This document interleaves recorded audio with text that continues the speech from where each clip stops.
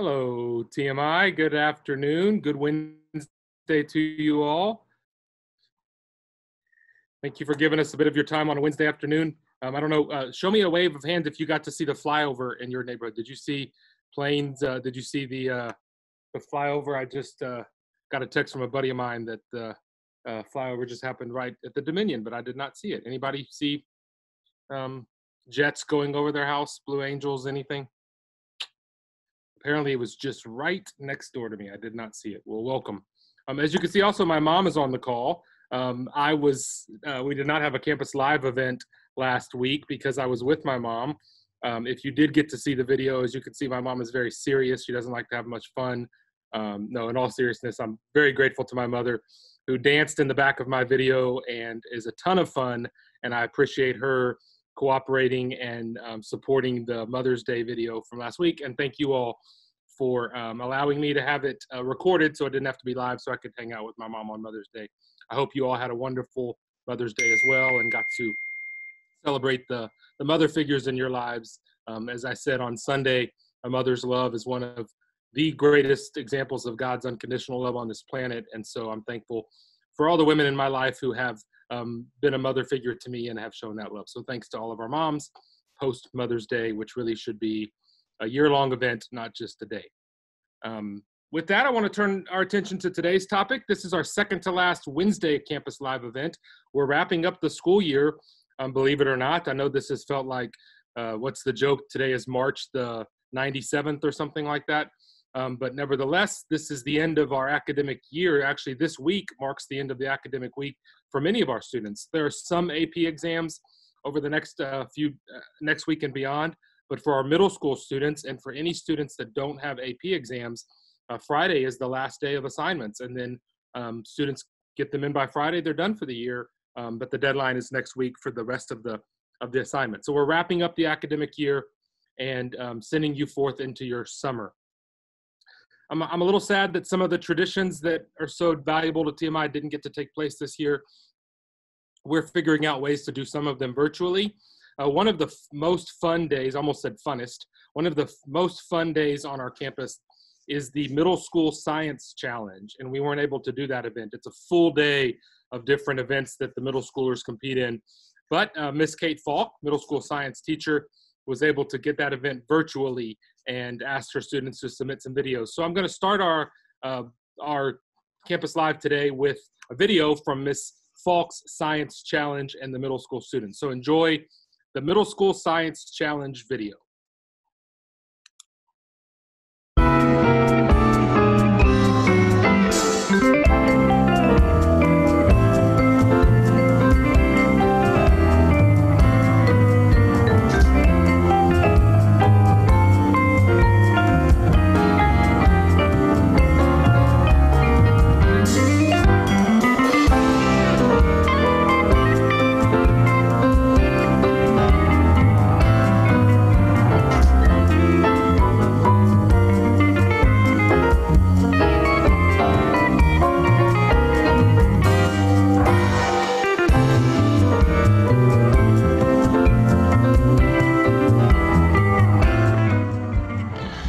First test with the ice cube heater.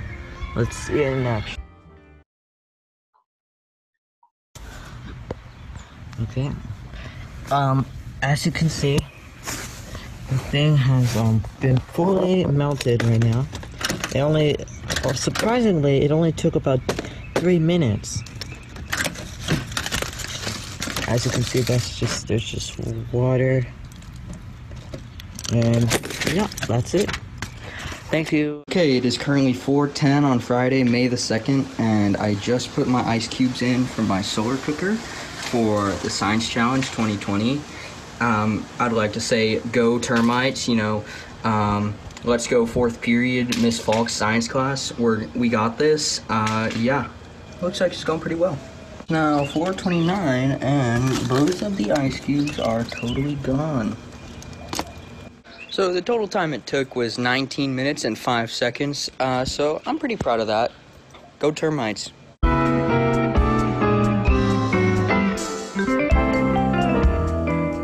Your camera is on.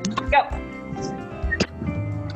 Miss Lim, do we start throwing our airplanes now? Yes, start throwing them now. Best out of 3. Best out of 3. Miss Lim, Yeah, what's up? my best one got 29. Or wait, Okay, mine went 32 feet. mine went 30 feet.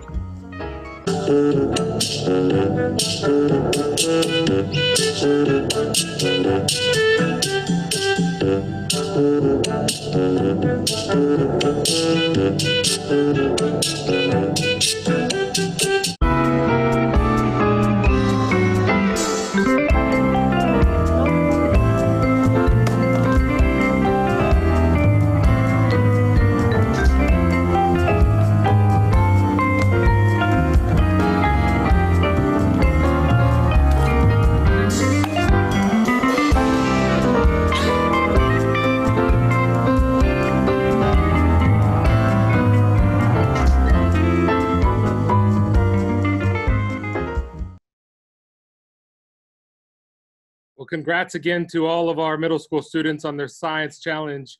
Appreciate all your help, middle school. And Ms. Falk, thanks for the great work you did to encourage that, and glad we could share that video with you. I have two special guests on our Campus Live today that I want to introduce you to. One, Rob Friedrich, who is in his 20th year at TMI in the science department, served in a variety of functions within the science department, a dorm parent, and is currently the chair of the science department. And then Justin Kucherowski, our Dean of Innovation. I'm going to start with Mr. Friedrich. He's on the call. Rob, tell everybody a little bit. This focus of this call is about the Innovation Center, the Walker Innovation Center, and broader about innovation and design. And so tell us why innovation and design is really a spoke for the entire campus, not just STEM, not just science, not just robotics. What is innovation and design, and why is it a spoke for the entire campus? Yeah, thanks a lot, Scott. Yeah, you know, a couple of years ago when we started thinking about kind of layering onto what we already do in innovation and design program, we really started asking, you know, what is it that our kids need? What is it they want when they come to TMI? We know we have exceptional kids that come here. We know those kids have a lot of different passions. Some of them are interested in art. Some of them are interested in business, science, literature, engineering. You know, it's a whole wide range, right? And those kids need an opportunity to pursue those individual passions, to do something kind of, you know, beyond just what they do in the classroom, to take that foundation from the classroom and then really express themselves. We also know that our kids are going to go on, they're really likely going to go on to challenging colleges, right? And really challenging careers. You know, I think it's safe to say we have this expectation that our students are going to be a really important part of whatever community that they're in. We don't think that they're going to be people that shy away from being part of their community. And so we really wanted to find a program that took what we do, the foundation of what we do, and expanded upon it and provided that challenge, provided kids a way to stand out from the crowd, provided them a way to explore their passions. And you know, an innovation and design program, if you look at what it's based on, how it's founded, it's based on collaboration, it's based on community, it's based basically on the same ethical principles that fit for us as an Episcopal school, right? So, you know, in some sense, it's not fully new because of the foundations that it comes from. And so, you know, we look further for our kids and we think about like the landscape of careers they're going to have. And we know there's no cookie cutter, like sort of exactly what every kid needs, what every kid is going to do.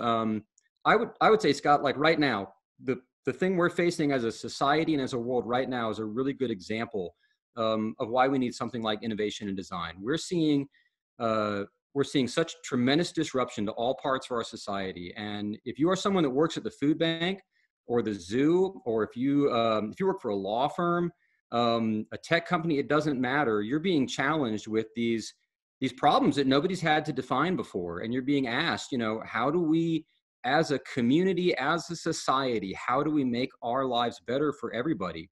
And innovation and design, you know, really what it does is it lets kids tackle real world problems, real things that they're passionate about. And it shows them, you know, like a pattern, a skill set, a toolbox for how you really tackle those things. It is no accident that there are creative people out there that are helping solve the problems we're seeing today. It's those people had a strong, solid foundation in education, kind of education that we give, but they also are people that have developed that kind of creative tool set. And I'll just tell you what is exciting to me about the Walker Center, the Innovation Center. You can, like, I can teach science in my kitchen. I've literally discovered that over the last like a couple of weeks. And you can make amazing art with sidewalk chalk. I'm sure people can do that. I've seen it. But if you give an artist like a full studio, if you give a kid a complete fab lab, if you give a design studio, a broadcast studio, if that's available to our students, then, it doesn't matter what their passion is. They can really realize that. So that's, to me, what makes it so exciting. Great. Wonderful, Rob. One of the things that excites me about being part of this is for a school like TMI, a 127-year-old school, it's tradition meets innovation. What a cool combination. When you can hold on to your 127-year values of wisdom, integrity, service, excellence, reverence, you can be value-driven, value-based, and innovate and grow forward. What a cool combination. Good stuff. Thank you, Rob.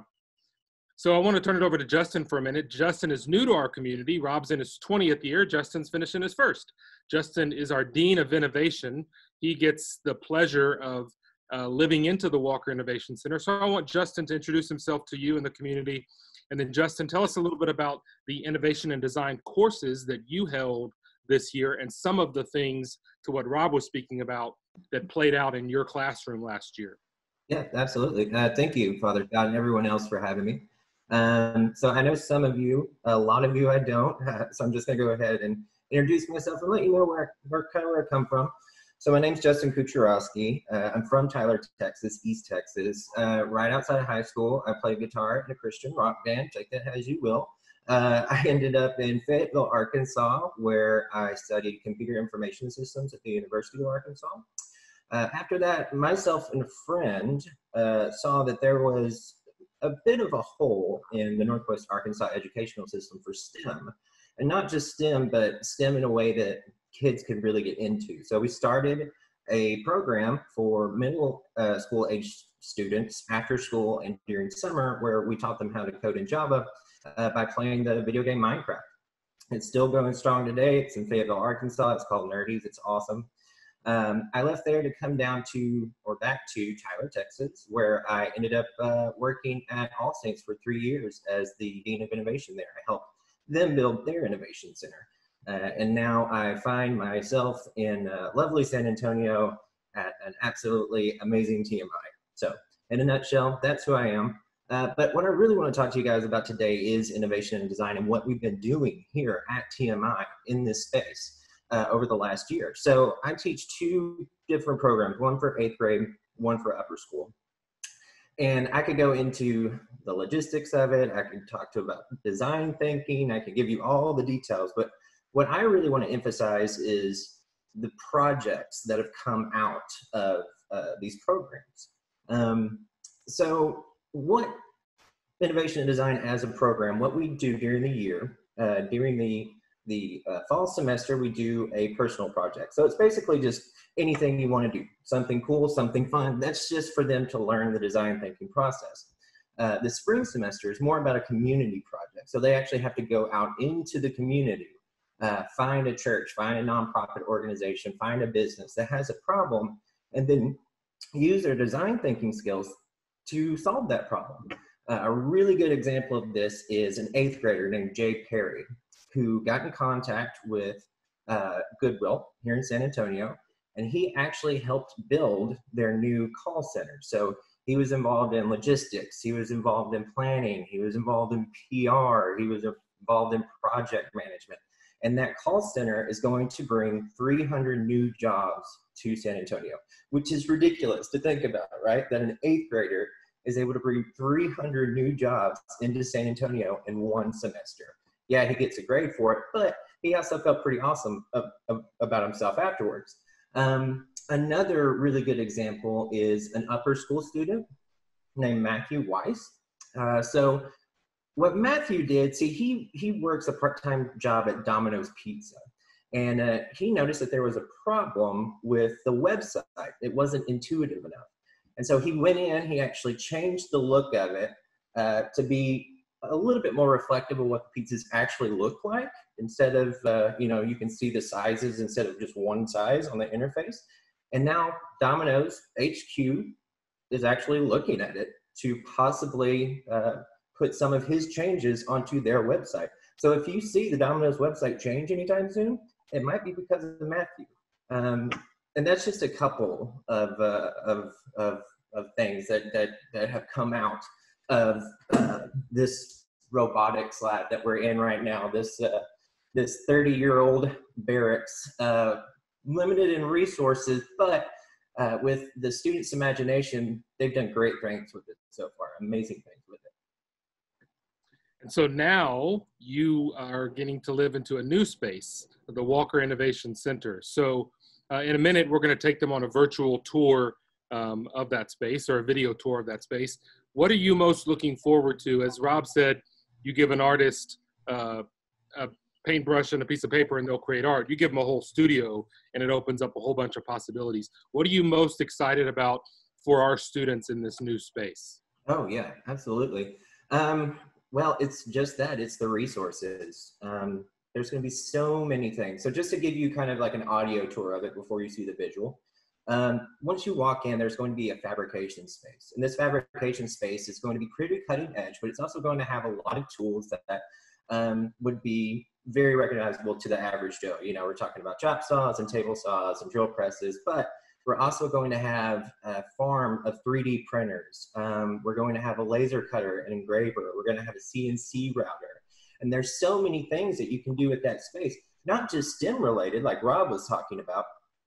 Say like the wonderful Miss Scotty, she could bring her theater department in there and they could use the laser cutter, engraver, and the router to make set pieces for their play. Off the side of our Fab Lab, our makerspace, we have our broadcast studio, which will have a sound booth inside of it, a place where you can stand in front of a green screen, maybe make your own YouTube channel. And it's not just podcasts and YouTube channels, but let's say the choir wants to come in and they want to record something that they've been working on. They can absolutely do that. We have a band maybe here, like a rock band, that the students start. They can come in and record their first EP, their new EP, whatever. So stuff like that. And then going into our VR and AR lab, which is our virtual reality and augmented reality lab, is very unique, especially for a lot of schools. I suspect because of the way that we're doing it, we're trying to get 24 Z-Space laptops. Now what these are, they look just like regular laptops, but you put goggles on and all of a sudden you are walking the ancient streets of Rome. You're looking at mitosis and meiosis right in the center of it. You're experiencing all these things in real time virtually. What most campuses have is just one computer where one student can sit there, play on it, and everyone else has to kind of look. With this, everyone can participate, up to 24 students. Our Fund a Need spot auction, actually, for our starter scale up was trying to build up enough money, $75,000, to get 24 of these units. So far, we've got around $15,000, I think, and that covers around 17. So we're definitely looking for more. And if you feel like donating, please talk to the UTMI development office. So off of that, once you get out of the makerspace, there's the Idea Labs, which are basically these really big classrooms where you can collaborate. You can go in, you can talk with fellow students from middle school all the way up to upper school. And not only the students are collaborating, but the faculty as well. And that's where this really comes in. It's making sure that the faculty and the students are all collaborating in one big space, which is kind of the point of this whole thing. It's bringing people together. But I mean, I can sit here and talk about it all day long. Father Scott can actually show you what it looks like. So I wanted you to have that, that audio audio version, so that when I show you the tour right now, you get a sense of it. So Stephanie's gonna press play on a tour I did last week, and here is a video walkthrough of the Walker Innovation Center. Hey guys, Father Scott here, the Walker Innovation Center behind me. I'm going to take you on a tour of it, show you around. Here we go, let's go. Here's the outside of the building. Roof is going on as we speak. Let's walk on in. Here's the front entrance. We're walking in the front door, walking right into the fabrication lab. We're almost 3,000 square foot of fab lab, have 3D printers, laser cutters, welders, every tool you can imagine and more. 3,000 square feet of just open space for our students to work and create and design. A mezzanine area up above for us to drop cool stuff off of and see what happens. This is the fab lab. Walking from the fab lab, we're walking into the robotics room. Here's almost 1,100 square foot just for the robotics team to build and create and to work. Over here on the side of the fab lab is 2 classrooms. One of them is an AR VR lab, augmented reality and virtual reality. And on the other side of this wall would be a broadcast studio. So being able to do new podcasts, filming, recording, music, composing, and more. This is the fab lab, the AR VR lab, and the broadcast studio. And then finally on this side of the building, 2 great rooms called Idea Labs, classrooms, design spaces, just to think and create, classrooms to be used for whatever we decide to use them for, and idea spaces as well. They both open up as well with modular walls, so there can be one enormous space or 2 individual classrooms. Both these classrooms feed off into this large porch area where students can come and extend their work out onto this really cool porch, which overlooks the football field for some tailgating and alumni events. And then off of the edge of this porch is a really cool terrace, which will be built for more social events, more students to work during the day, a really cool space. This porch is enormous and really fun and feeds right back in to these really cool spaces. So there it is, the Walker Innovation Center, opening in the fall of 2020, just in time for the new school year. It's gonna be awesome. Can't wait to show it to you in person. Go Panthers.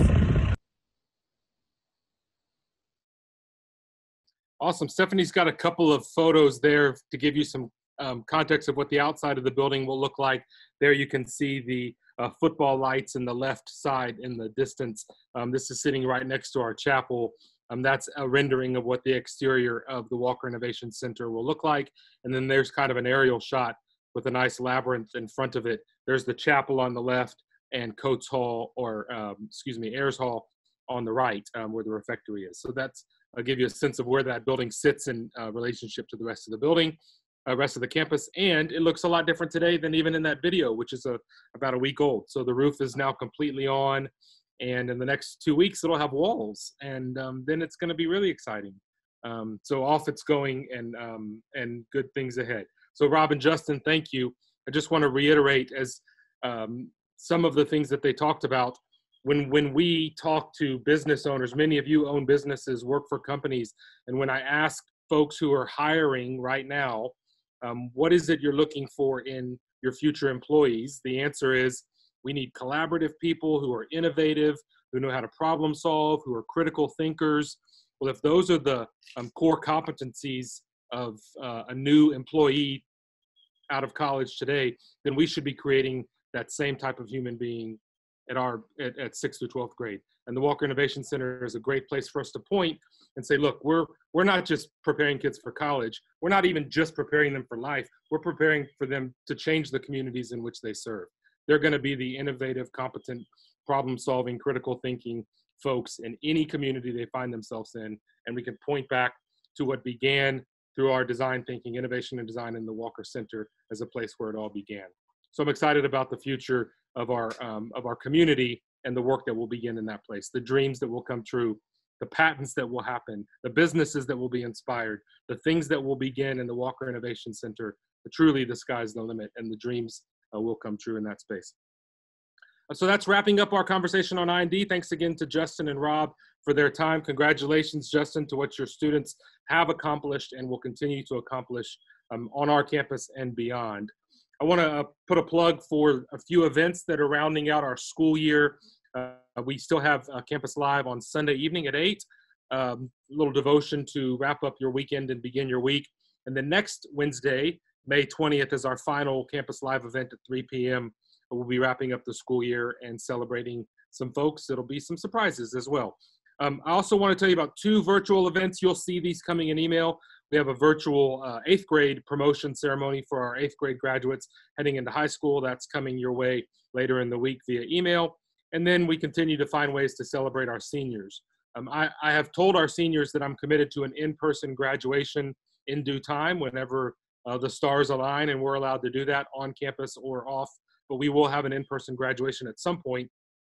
But until then, we'll honor our seniors in other ways, including a senior celebration this Friday, May 15th. So some virtual events coming your way over the next couple of days as well. I want to say one thing as we wrap up our time together. I'm starting to get more and more requests from you parents about what does next year look like? What does school look like in August? How are we going to begin the school year? And while I don't have a plan for how we'll begin, because there's so many factors that influence that plan, including government regulations, county regulations, city regulations, there's so much still to be that we're not in control of. It would be not smart for me to say, here is the plan. Let's go back to being innovative and flexible and ready to shift and move. What I am doing is planning. So we have lots of planning going on, even though we don't have a plan. And so I understand everyone's unease about what does August look like. I share in that unease. What I can tell you is that we'll be ready. We'll be ready to continue to deliver on who TMI is, a strong academic community with strong character kids and a Christ-centered environment. I am confident that whatever school looks like in August, we will deliver on those promises. I'm committed to our value proposition, which is that we raise great human beings. And we will do that no matter what the environment throws at us, because we are a collaborative, innovative, critical thinking, problem-solving community, starting with our board, all the way through our administration and down to our students. And so I'm confident that we'll continue to raise great human beings no matter what August looks like. With that, I want to thank you for your time today. Thanks for joining us for Campus Live on this May the 94th. And I look forward to seeing you guys really soon. I miss you all and can't wait to see you in person on our campus real soon. Have a great week, everybody, and we'll see you soon. Go Panthers.